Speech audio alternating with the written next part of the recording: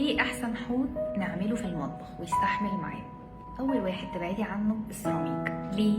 عشان خاطر لما حاجه بتقع فيه بيتكسر، وهو اصلا لو عندك طفل صغنن وبيرمي الحاجه فيه ممكن لا قدر الله يتكسر.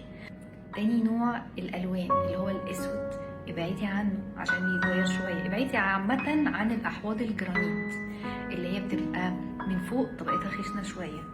تالت نوع من وجهة نظري اللي بيكون كويس اللي هو من غير شفة وبيكون ستانلس. بستخدم دايما فرانكي، بيبقى حلو قوي معانا، او هانز بيبقى حلو بس اللي هو من غير شفة، لان اللي بيبقى فيه شفة لما تيجي بيبقى يقع ميه حواليه وبتيجي تمشي بالميه عشان تمسحيها بيكون فيه الشفة دي فبتعصلك، واللي حوالين بتاعها ما بيبقاش ألذ حاجة في التنظيف. فخليكي في الحوض الستانلس العادي خالص، عين واحدة، بيكون حوالي 80 سنتي او 90 على حسب المساحه اللي عندك. طيب انت عايزه السمارت، لو عندك البادجت كافيه ليه وحلو وجميل، وفي اوبشنز كتير لو انت بتحبي الاوبشنز.